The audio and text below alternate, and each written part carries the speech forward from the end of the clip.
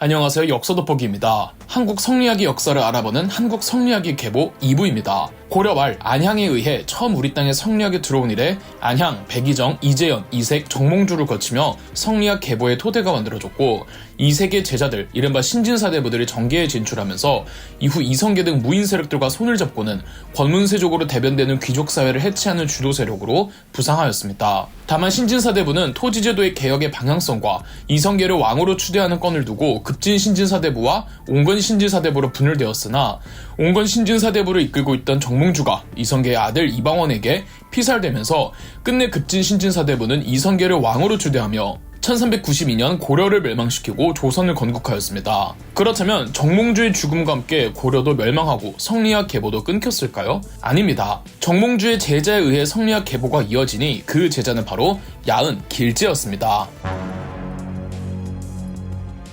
이성계의 왕위 추대 여부를 두고 신진사대부는 급진과 온건으로 나뉘었으나 어찌됐든 조선을 건국한 급진 신진사대부들도 성리학을 연구하는 사대부는 사대부였습니다. 따라서 조선은 성리학을 기본 이념으로 삼는 성리학 국가를 표방했죠. 더 이상 귀족은 존재할 수 없는 성리학적 이상향을 추구하는 사대부들의 나라였죠.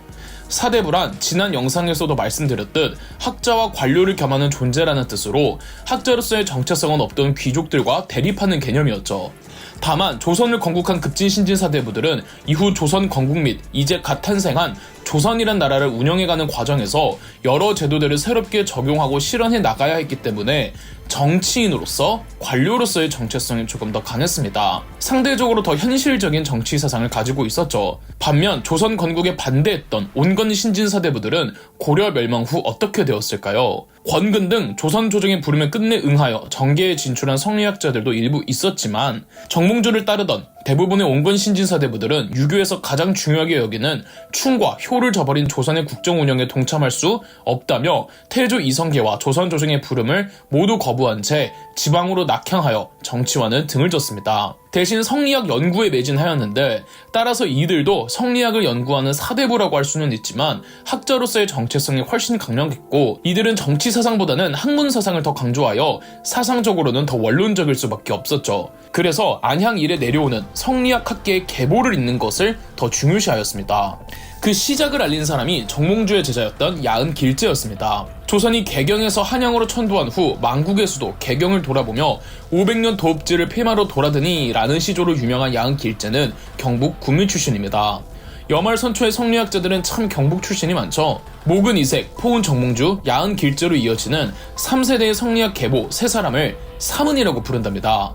야은 길제는 학식도 학식이지만 깨끗하고 도덕적인 성품으로 굉장히 유명했다고 합니다. 그런데 젊은 시절에는 또 이방원과 꽤 친했다고 하네요. 그가 성균관에서 공부하고 관직 생활을 시작할 때는 이미 고려의 구군이 다 하고 있을 무렵이었습니다. 끝내 이성계가 왕으로 등극하자 길제 야은은 모든 관직에서 사퇴하고 한양 천도 때도 따라가지 않은 채 개경에 더 머무르다가 고향으로 낙향했죠.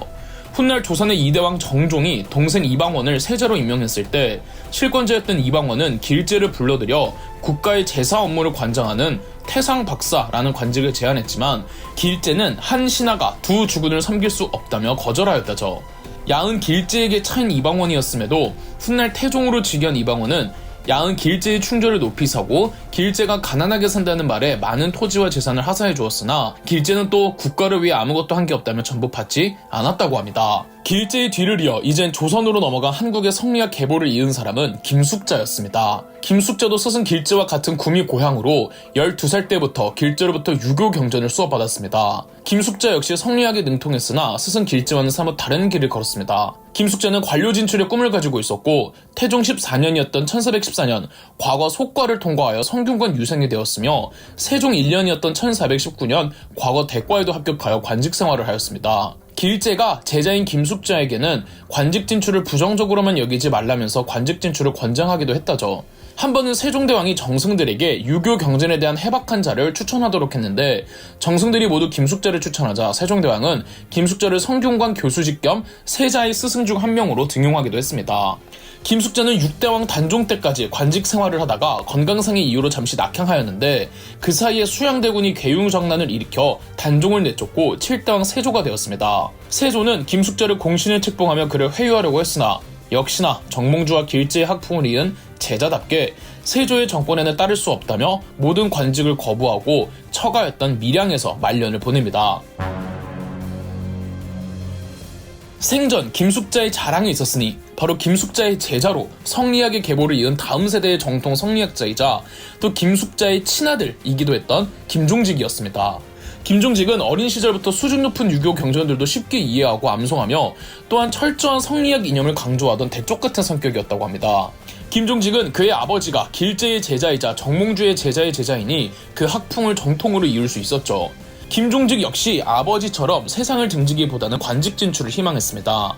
김종직이 막 관직 진출을 할 때가 세조 무렵이었는데 아버지 김숙자 사후 3년상을 위해 잠시 고향에 머무르고 있을 때 많은 유림들이 김종직을 찾아와 제자를 자처했고 김종직의 제자들은 점점 더 늘어났습니다. 김종직은 그 학풍을 이은 사대부답게 오로지 성리학 원칙만을 강조하였기에 불교에 심취했던 세조에게 직언도 서스럼없이 하다가 파직당한 일도 있었고 성리학적 신분 질서를 강조하여 서울 등의 양반들을 굉장히 꺼려했다고 합니다. 한 번은 함양 군수였던 시절 유자광이라는 무인 출신이 써놓은 현판을 봤는데 유자광이 서울 출신이라 어디 서울 출신 따위가 문인들의 문장을 따라하려고 하느냐며 유자광의 현판을 부숴버린 일도 있었죠. 이처럼 김종직은 정통의 범위 밖에 있으면 뭐든 인정하지 않으려고 했습니다. 이런 김종직을 레이더에 포착한 군주가 있었으니 구대왕 성종이었습니다. 구대왕 성종 무렵이 되면 이젠 어느덧 조선 중기로 접어드는 시점이었습니다. 이때 조선의 중앙은 대부분 훈구파가 관직을 독점하고 있었습니다.